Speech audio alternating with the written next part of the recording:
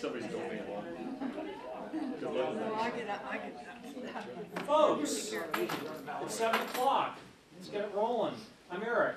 I'm responsible for all fatalities here. So we've got John Charles showing up sometime. I told him to be here to be ready about 7:30. So until then, we're just going to do some of our standard stuff. We've got an encore from Deputy Jessica, because I can't pronounce your last name, so you get to do that here in a minute.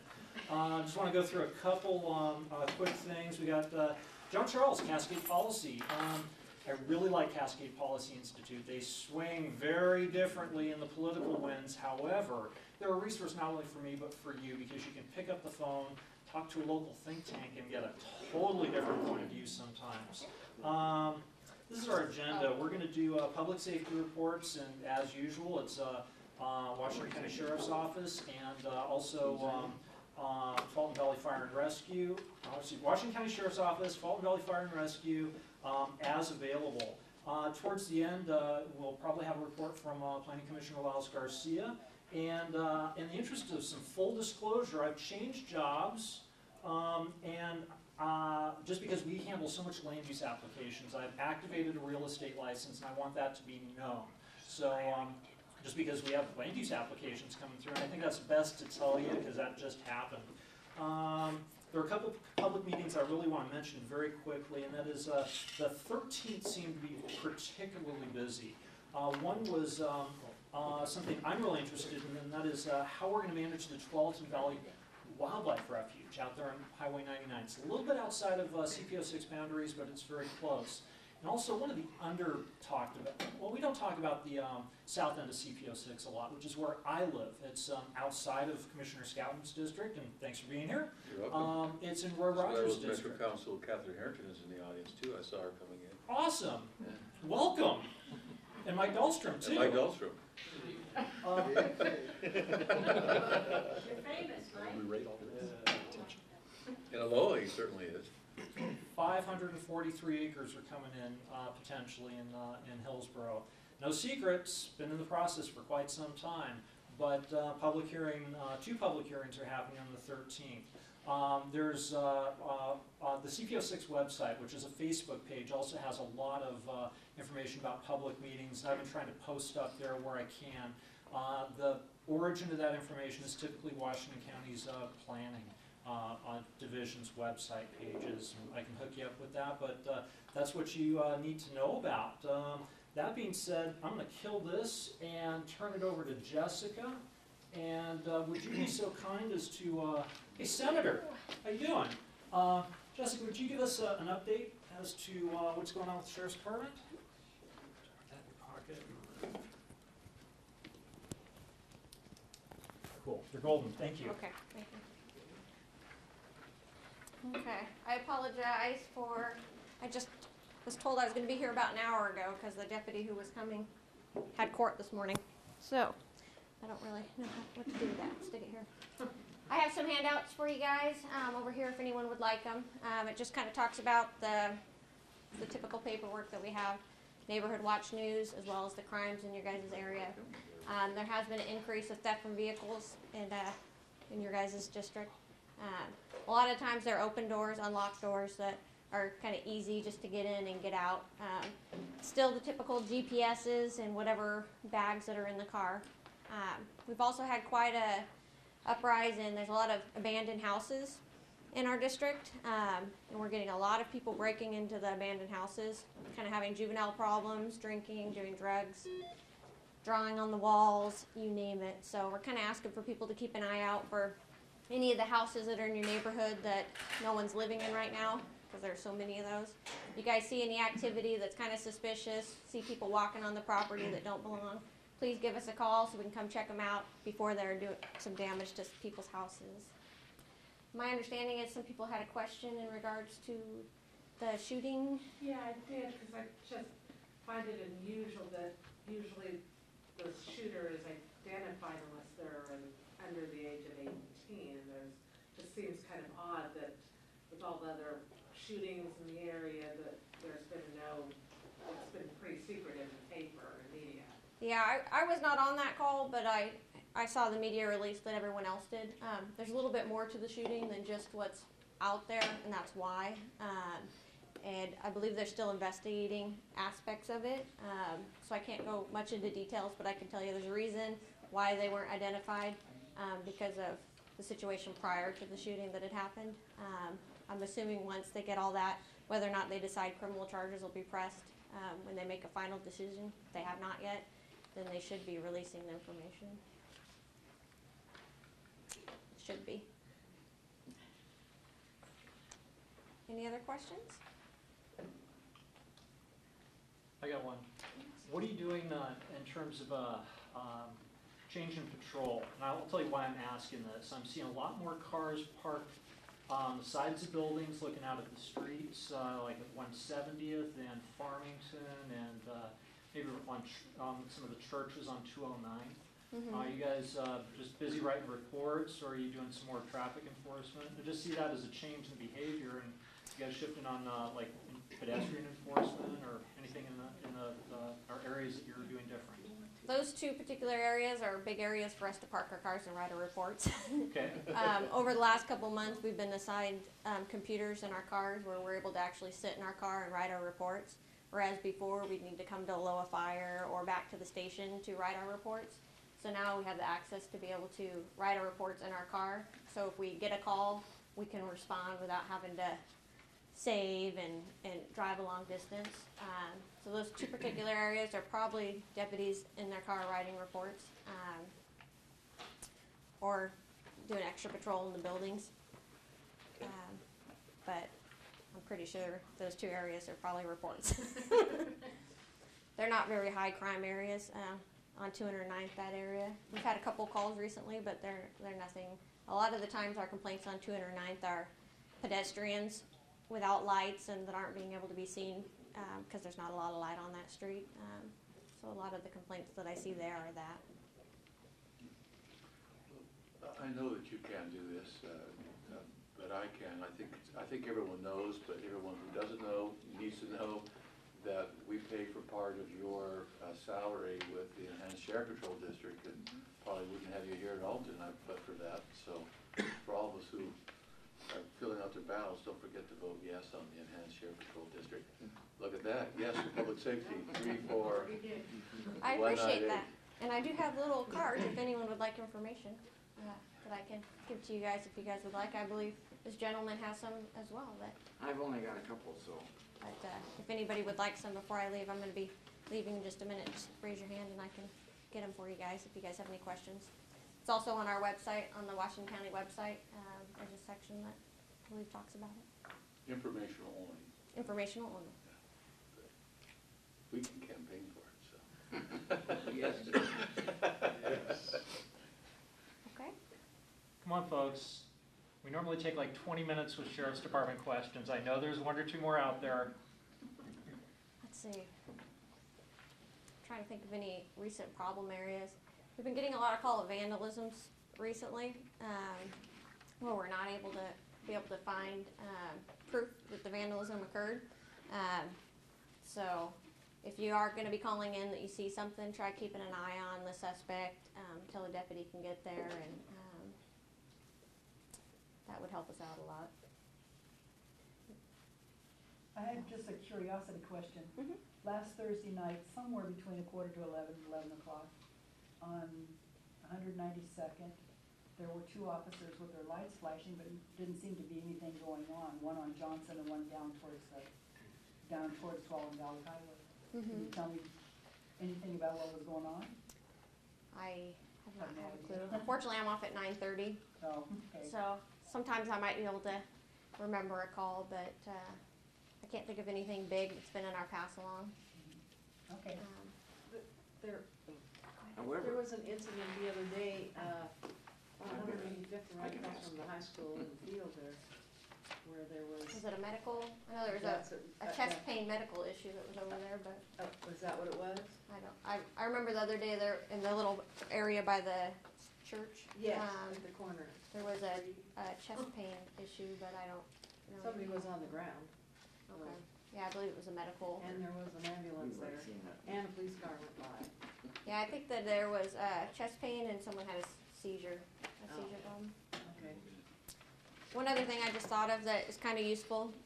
I know a lot of the cities have, we have the Washington County Code Enforcement.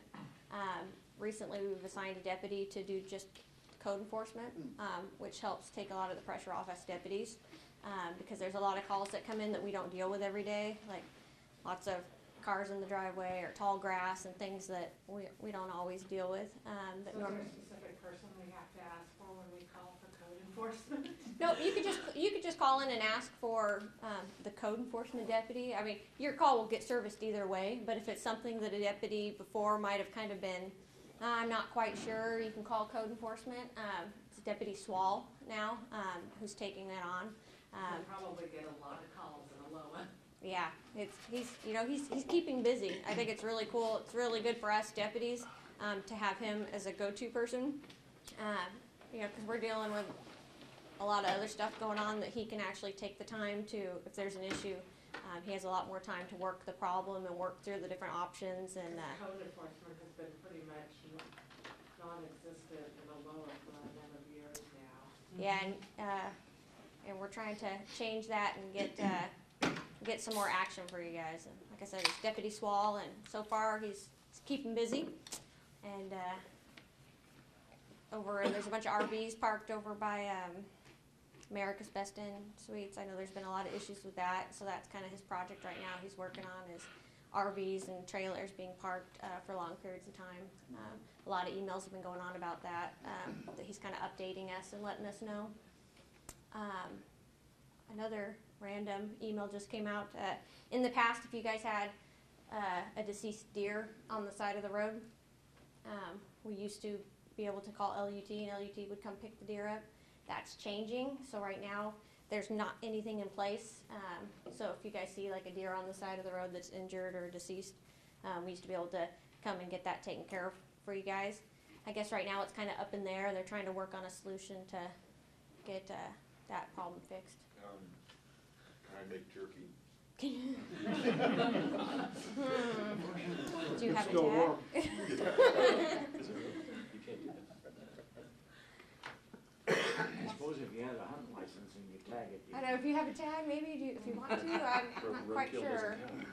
I'm told that it's bad if it gets hit by a car, but it might be a joke. Just curious, apparently Oregon's getting very notorious for our medical marijuana. Underground sales to other states and so forth. Somebody was 69 pounds caught in Idaho today, I guess, or something like that. But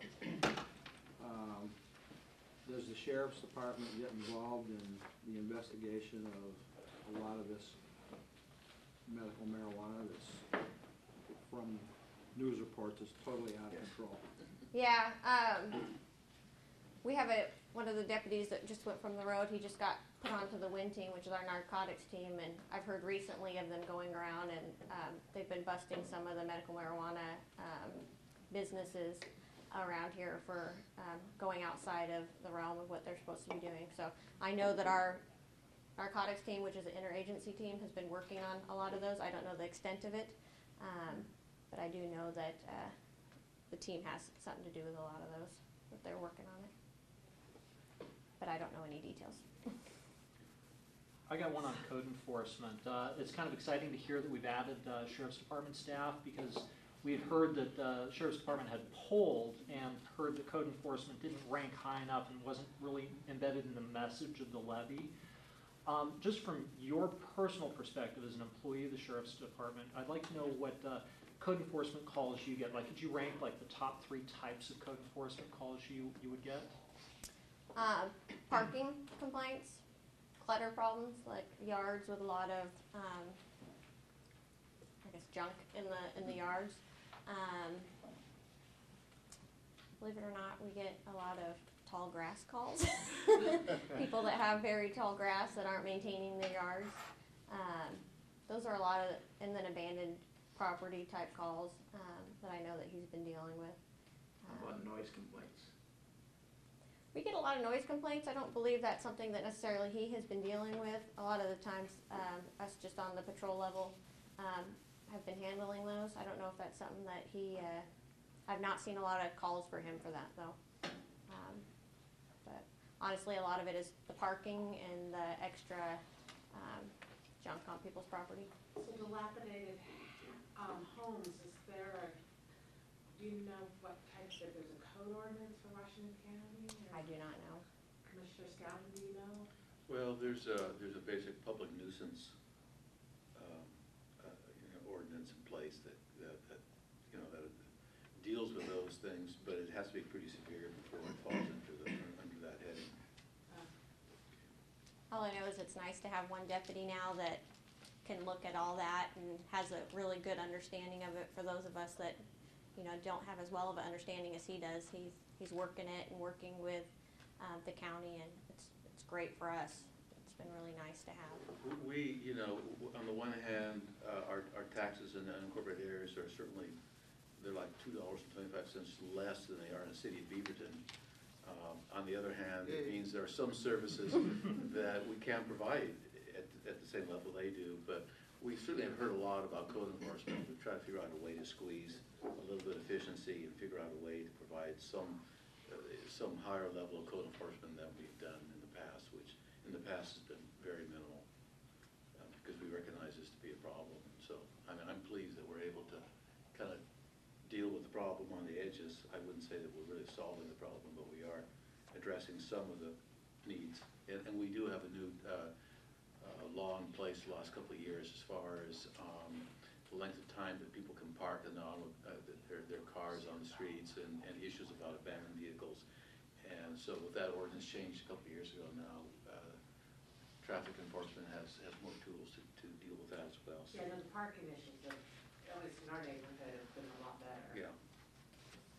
As far as like tall weeds and stuff, I mean, there's nothing wrong with grabbing a couple of neighbors and a couple 6-packs of beer and going and cutting the guy's grass for him and just asking. I'm sure most of these people would enjoy it. I got a neighbor on this street that I've mowed her lawn a couple times during the summer. Some people, though, there's a lot of good neighbors out there that have good intentions, and some neighbors just do not want the help, and then it becomes a... Well, that's what I mean, you gotta ask them. Yeah. We get some of those calls as well. A question about the enforcement officer. As the rainy season starts and all the Intel dirt and others get dumped at kind of like at the dirt depot and at Baker Rock, those roads like Clark Hill and Farmington really turning into really mud pies, especially raining, and they come in and out of the dump sites. Would that fall under, you suppose, the enforcement of you're not supposed to put dirt on the highway? Yeah, honestly, I'm not sure. All right. I can send an email, though. I can... I know something about that. All right. Oregon Department of Transportation has regulations against sifting and leaking loads. Okay. However, except for agriculture. Okay. Okay. I don't call that agriculture. No, but I used to enforce that stuff. Would you like me to send something to the code enforcement officer for you? I can take care of it. I have pictures. And it's Deputy Dale Swall. Okay, good. I think if it really becomes a muddy issue for danger, LUT could come and wash it off too, if they had to. Yes. Well, there was a road in the ditch, Clark Hill, where it comes into Farmington the other day, because that hill coming down there is really bad. So, Probably you should call and complain about it. I'll do. I wasn't sure it was the road department or the sheriff's department. Well, the sheriff's department might come and look at it, but it would have to be Okay. LUT would probably have to be the one to wash it off. Mine is the code officer, does he take care of, this is my one big thing, I live off of 179, and I can't get in and out of that street very well now, but when school gets out at the junior high, those kids are all over that street, and it is becoming more and more dangerous because there's more and more traffic going through there, and they don't pay attention. They just figure that the cars are going to stop, and they run all over, going over to the Dairy Queen and to Thriftway and all in there. And I've said before, I went up and talked to the principal once before, and she was going to talk to him, but talking to him is, I don't know, maybe they need an officer to go talk to him or give him a ticket. Yeah, Because they're running out in front of the cars and somebody's gonna get killed.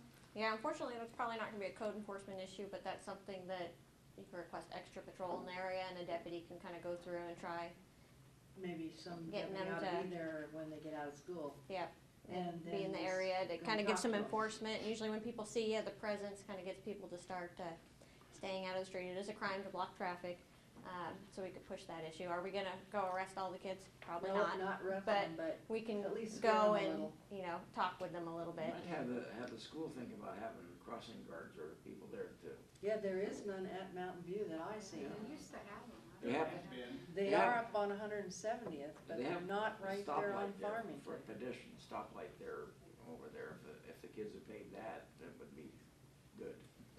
Yeah. And they ride those skateboards and skateboards Oh, get yeah, away that- from them and, Yeah, we get a lot of calls from the business across the street, complaints about juveniles. yeah. I would just add, with daylight saving time ending Sunday, And the 2 clothes o'clock, color. Sunday night. and all those kids are out there, you know, and you're not gonna have a kid think about his visibility or his behavior. It's up to the parents to Right. get that across You're them. right. So all I would say is, because we're not their parents, is to be just extra mindful, aware of their spurious activity, and just give them a little bit more time to get through, get across the street, or, you know, because it's gonna be that much harder to see them for several months. And that's, Farmington is heavy traffic right there too. It is. It is really heavy traffic, and when it's dark like this and they wear that dark clothing and then Sure. they dart out, Yeah, well, and you mentioned Reedville, that's narrow, 2 Yeah. narrow streets. so, They don't think like that at that age. I know they don't. Yeah, that's the But I don't wanna be the challenge. one that It gets usually one takes of them. someone getting hit for them to kind of realize and think a little bit more about it. Sure. Do you have a question? No, just was gonna say, on Monday, TriMet is gonna have a campaign across the county, I think. Be seen, and they're gonna be out from 6 in the morning till 9 in the morning at major, I think they're gonna be in Tigard, several places in Beaverton and around TriMet, stations. Handing out reflective stickers and things and trying to educate people on being seen. So you can piggyback that campaign, jump on their Facebook and repost or something, or retweet or whatever, but they're gonna be doing that Monday. Who's doing it? TriMet. Okay. I think it's called See and Be Seen. There was an insert in today's Beaverton Valley Times about it as well. Was there? Yeah. Yeah, they've asked for a lot of participation from different agencies, and to show up as teams and build your little team at one of these locations and hand out the stickers. Good idea. They're putting an investment in it, so you can piggyback it. We'll do a, you know, Okay. Well, if Any you more guys don't have any other questions? questions, I'm gonna. How about some applause? Jessica did a great job. Thank you. I didn't turn 20 shades of red. Let me grab this from you. Thank you so much. Thank you. Do you want to give us an ESPD update? Thank you, guys. Oh, yes, for the record. For the record. Here on. For the record, I know I'm being photographed, and I don't mind. The ESPD Enhanced Sheriff Patrol Advisory Committee meets every 2 months right now. The next meeting is November the 6th, the day after the election, so we'll either be celebrating or not. I can tell you that I am here, this is not a party issue, this is a community issue. Please vote for the public safety, 34-198. It's a very minor increase, it's a levy renewal that will replace the levy that's due to expire next year. And I'm sure we are all pretty happy with the police services we're receiving. We would like to receive more, but I don't think we would like to receive a lot less. So it's important that happens. I have only 2 brochures. If anybody's interested in reading a brochure, they can read that. Now, I am your CPO6 representative to the Enhanced Sheriff Patrol Advisory Committee. I don't make this meeting very much, but I make that meeting every time. So if you have a question that you would like to pass on to the Sheriff's Department or the Sheriff, please let me know. My email address is BEJO38 at coho.net. And we have a special session in our meetings every time for community input. And most of the time, it's just what I have to say. But I would like to be able to represent you more. And if you have questions that I could pass along to the sheriff and get some answers back for, I would bring them back to this. Anyway, that is it. November 6th again is our next meeting. Happy election, everybody. Thank you so much, and thanks for, how about some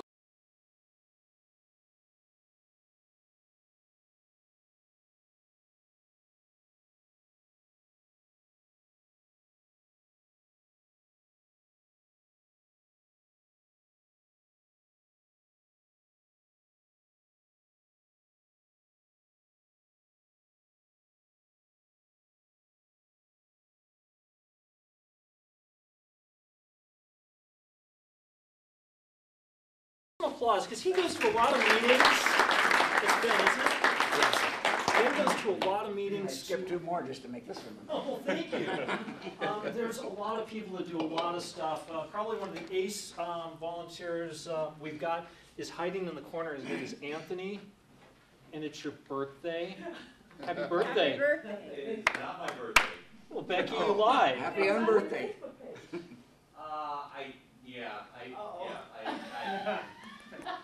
That's for a particular Facebook page. Sorry for that, but still there. Well, whatever your birthday I will is, plug that. That's for the one dedicated. I'm running for director of the Blanton Soil Water Conservation District. Well, then, for your lie, have some birthday birthday present, and you're not getting any happy birthday song. So I will plug in, so I'll be on the ballot. Also, I wanted, since I'm standing up, there's about 2 more weeks, I believe, of opportunity to apply for the various boards and committees for Washington County. There's about 7 committees that have openings, about 30 positions. So I encourage you to go to the county website and look at that information. Can I add something on that? You bet. I'm also on the Sheriff's Foundation Advisory Board, and we generally always have openings for that. So if you're interested in handling a charity organization, I don't know if you want to get up at 7 in the morning to make the meetings at 7:30, but I do. And we always have openings on that. So if you're interested in that sort of a thing, it's a charity fund that the Sheriff Department manages. We take in special donations and support community education and safety events in the county that the Sheriff's Department normally couldn't fund. Thank you. Folks, I'm going to go through a couple rapid fire things that are going on that I think are just awesome. First and foremost, Aloha got a home run. We have an open library. It's just expanded its hours. And I think for an unincorporated area to step up, pull the trigger, it's financially stable. It's got 5 figures in the bank, went from 12 to 15 hours, just got a matching grant from the Washington County Cooperative Library Services, which also triggered another matching grant for the Mentor Library, which is the Cedar Mill Library. It was just an all-around win-win. I think there's more really neat things to come, and the media's been really supportive, and you guys have been supportive. When I scroll through Oregon Live, which is the Oregonians' online presence, I see the number of likes on Facebook or the number of comments on a lot of stories is just 0, and even big stories. And then there have been some that are like 30, 40, 50, even 60, and when we opened, the day before we opened, KGW brought out a satellite truck, which was kind of surrealistic and not only that, that triggered another station to come out and shoot the next day. So this has just really taken the community in a really big way, and it's really exciting, and it started here with this group. So I want to thank all the volunteers, because it's just, it started here, and we've got an open library, and that's just one of the coolest things. So you should all give yourselves a big old pat on the back, and yeah, go Aloha. what I would like to do is segue over to Mr. John Charles, who's our star tonight, and I'm very grateful for him accepting CPO6's invitation to come out to speak to us. We've had 40 years of some very interesting, very forward-looking land use, and John is at the helm of the Cascade Policy Institute. And this has been a resource for me because I'm deeply involved in a lot of these issues that the counties allow me to have a little chairship here with primarily a land use organization like a CPO. And John's helped me decrypt some stuff from different viewpoints that I found to be immensely helpful. And he's a resource for you as well. So without a whole lot of further ado, I'd kind of like to turn it over to Mr. John Charles. And while he's walking up here, I'll ask for applause here in a second. I do want to remind you, if it's not horrifically obvious, I do record the meetings. They're available on the web. They're on YouTube. Washington County Public Affairs Forum has been very kind to us by donating server space so we can download MP3s of the meeting. Just want to let you know it is a public meeting. It's how I respond to my obligations as the chair to record and document the meetings. So for me it's kind of easy because you can just listen to it stem to stern yourself and make your own opinions as opposed to read all about it. That being said, I would ask for some applause for Mr. John Charles. S&P's at home. All right, great. And give me the mic back, and before anybody moves, we're going to put Mr. Liles Garcia, our planning commissioner, up here in just a minute. I'm also going to beg and whine and ask that you pass around the clipboard. If you haven't signed in, would you please? That's really helpful for me because I get a book really cool talent here, and a lot of the people in this room have actually been speakers here. And I think this is a great presentation, different point of view, and want to really thank you for participating, asking questions. I'm hoping that cable access is going to give me a green light to get this programs like this on shortly. So Liles, do you want to come up and start presenting here in a minute or two? Yeah. Okay. I've had a couple of requests for speaking engagements. Tom Mills, TriMet Planner, wants to come back out. He was here, I think, with Councilor Harrington. You want to do that now? Well, I've also had one of the graffiti enforcement officers from Washington County Sheriff's Office wants to come out. Basically, kind of the next 6 months pretty much set. But one of the things I'd like to draw your attention as I'm buying a moment or two for Liles to come up is that comment cards. I'm accountable for each meeting, and if you have something good or bad to say and want to say it anonymously, you can scribble it down, and I basically read over into the minutia every little bit because there are things that people won't say to someone else's face, but they will write down. And I'll respect your anonymity, and if you want to write a personal message and say, hey, John, come back out, or John, I don't like what you said, Eric, what are you thinking?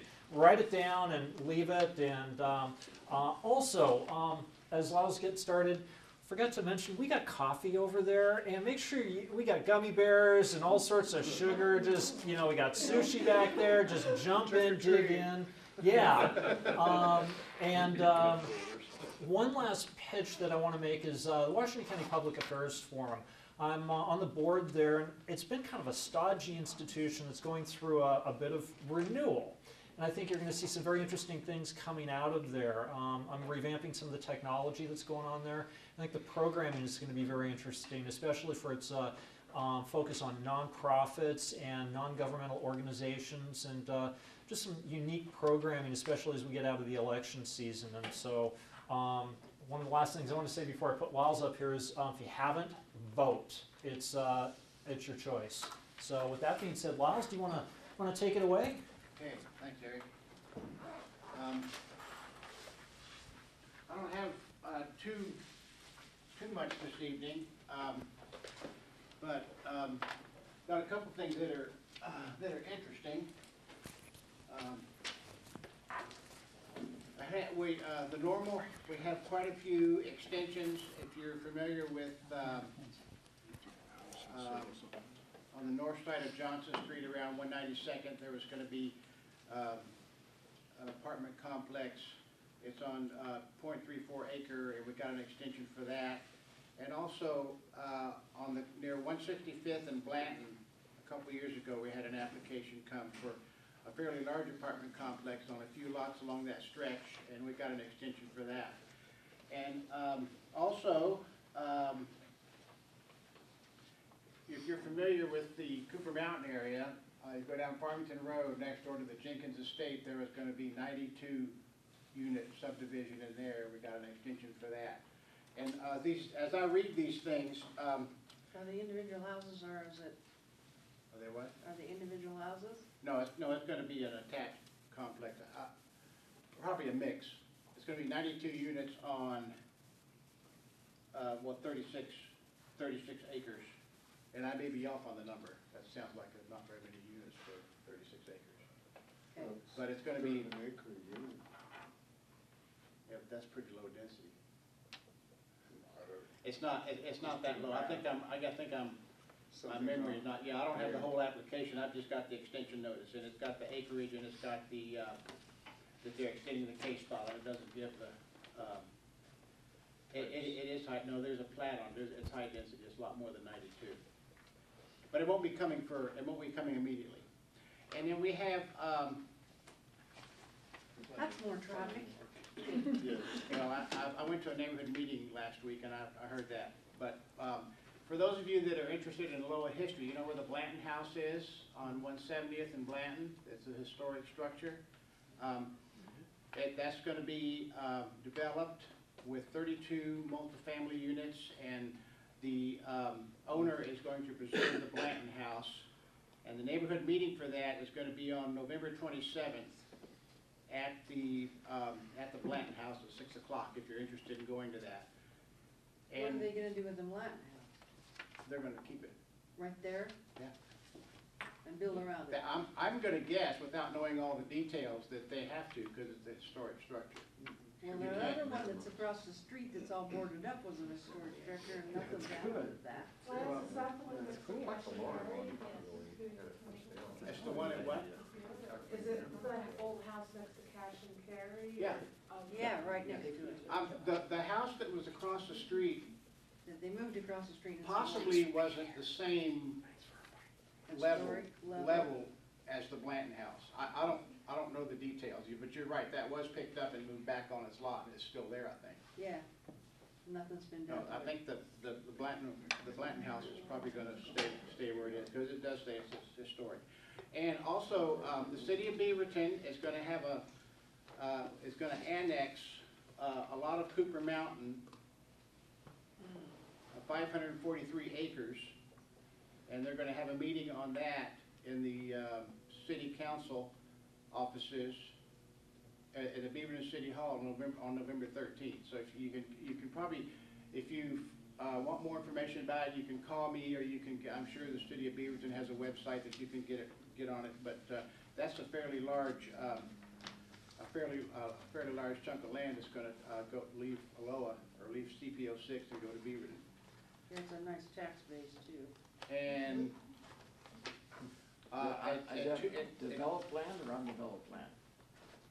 It's raw farmland. Raw farmland right now. well, there's it's large parcels with farms on it. Yeah, some of it's farmland. It's area that's been added to the UGB very recently, in the last, year? Has- High school also there. High school?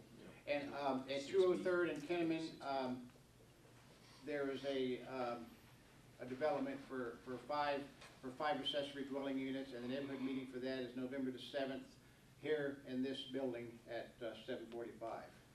Now, let's see, and I have, That's right next door to me. with the extensions and the two, neighborhood meetings, and we have an application to where, you know where Grabhorn Road is, where the quarry is, there's a couple of houses that are gonna be built in there, and that's a District B area because it's close to the quarry, and it requires a little bit stricter construction standards, and so we got a couple applications for those, one application and two applications for that. Now, I've kind of rambled, but anybody have any questions? Yeah, I need your Oh. phone number. My phone number? I'll give it. Oh, one thing I want to remind everybody though, since this is the 1st of November, we're meeting really early in November. So the mailbox is going to get neighborhood meeting notices and public notices and things like that. So we're going to have a long month until December. So if you see, if you see a sign in your front yard and you don't know what it is or something like that, give me a call, or maybe I've gotten something about it on the mailbox or something like that. And we had a question over here. You had a guess. Is there any truth to the rumor that Walgreens is going in at the corner of 185th and Farmington? And True story. They've got a deal. It's a true story, yeah. They tried that before and they didn't make it, but now they made it. Actually, a little list on the newsletters, and I try to They what? find this stuff, and I don't ever see Walgreens coming in somewhere. Well, where I do can go you to live near there? Yes, I do. Did you get a notice of No, I the, didn't. of the zoning change with the plan amendment that we had in planning commission? There might have been a notice about a zoning change, but it doesn't spark anything to the average reader that, well, that means we want to put a Walgreens in across from the Bimart down the street, from the Rite Aid down the street, from the other Walgreens, and creating more traffic in the Yes. Well, when you go- Exactly. Talked about 2 No. weekends ago was a problem. Would So it be I where just the wanna know barber if it's shop is, true. or? Yes. Yeah, they're I gonna just want to tear know if it's true. right by that church. Before That's I got what's supposed to go frustrated. in that. It's true, and the neighborhood meeting, I went to the neighborhood meeting, because it's a fairly large thing for the Aloha area. I went to the neighborhood meeting, and the neighbors had concerns about traffic, but that's already a high traffic, I mean, from my point of view, it's already a high traffic intersection, because you've got commercial development on the other side. And for your planning, plan amendment notice, when you see a zone change from R15, which is residential, to neighborhood commercial, not that you have to pay attention to that, but it might prompt you to call somebody. Will You can call Walgreens- me, you can call Dick. Be careful. You want his phone number too? No, the reason I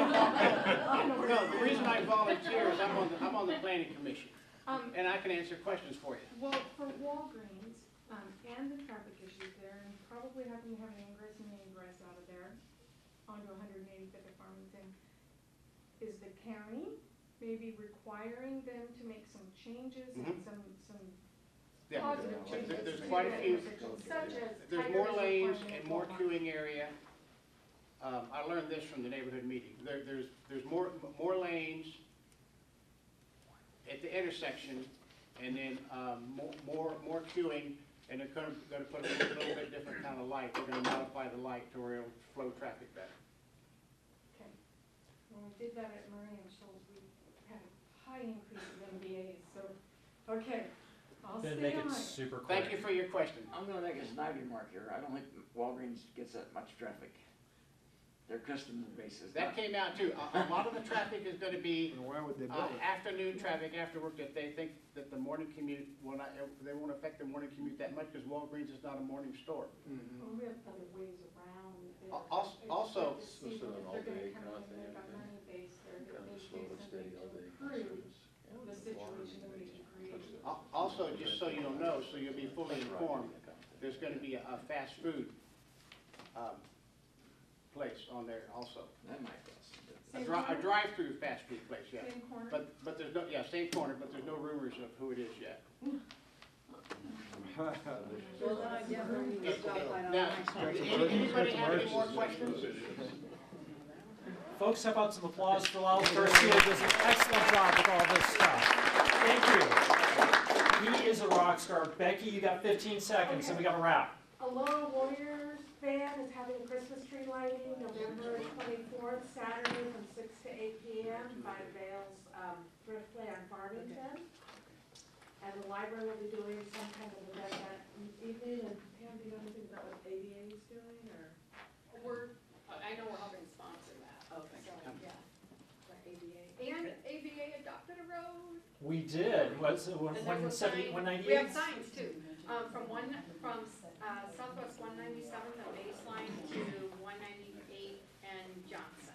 The closing comment is for those who don't know, another great thing that started at CPO6, or kind of got babysat at CPO6 at least, was the Aloha Business Association. That's really another home run. It's more active than this group, and it's given the business community a voice in Aloha, which it hadn't seen for a number of years. Folks, I'm saying we're adjourned, but thank you so much for being here. Have a great evening. Great.